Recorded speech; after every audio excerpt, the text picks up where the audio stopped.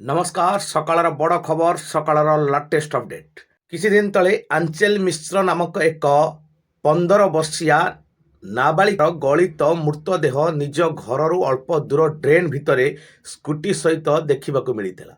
तांको शरीर अनेक जगार क्षत चिन्ह थिबा समय केउ भली भाबरे तांकर हत्या होला ताकू नै सस्पेंस जोर धरिथिला। बापा माँ छेउंड एई आंचल मिश्र बा साई प्रभा मिश्र मृत्यु को नहीं सस्पेंस लगी रही। प्रकृत में यह हत्या थिला ना आत्महत्या थिला ताकू नहीं जोरसोर चर्चा चली।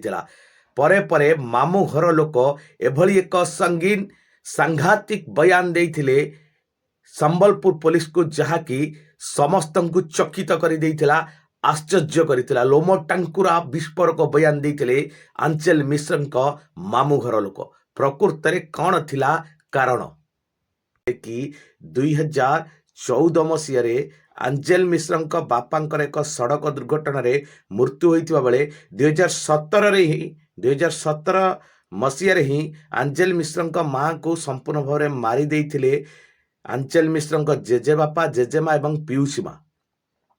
केवल संपत्ति लोभर एवं आंचल मिश्र माँ को मारिबा बेले आंचल मिश्र ही बा साई प्रभा मिश्र ही शेष साक्षी थिले। जहाँ कहते साई प्रभा मामू एवं माई एभली एक विस्फोरक बयान देइचंती, जहाँ को देखि ए साई प्रभा आंचल को ही परिशेष निज जेज माँ एवं पीसी माँ ही हत्या करी मारिचंती बोली एक सांघातिक घटना आसी पहुंचुची संबलपुर। एभली एक रहस्यमय हत्या पछरे सतरे रही कहार हाथ, कहार रही लिंक, ताकू नहीं संबलपुर पुलिस एवं मध्य इन्वेस्टिगेशन जारी रखी। जदिव एपर्यंत कौन से स्पष्ट होना क्यों माने यही हत्या पछरे रही लिंक, ताकू नहीं एपर्यंत सस्पेंस लगी रही। किंतु जदि देखा यह एक मिश्र परिवार को साई प्रभा फैमिली संपूर्ण भाव में ध्वंस हो जाती। कहीं भी घरे ना।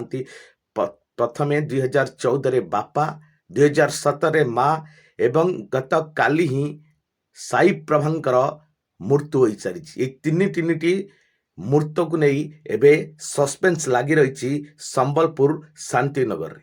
ये संबलपुर रे एभली एक चांचल्यकर घटना समस्त को चकित आश्चर्य करी। एबे बाकी रहिला सस्पेंस उपरु केबे उठुची परदा। एई हत्या ना आत्महत्या, साई प्रभांक हत्या को नहीं चारिआडू चर्चा जोरसोर चली।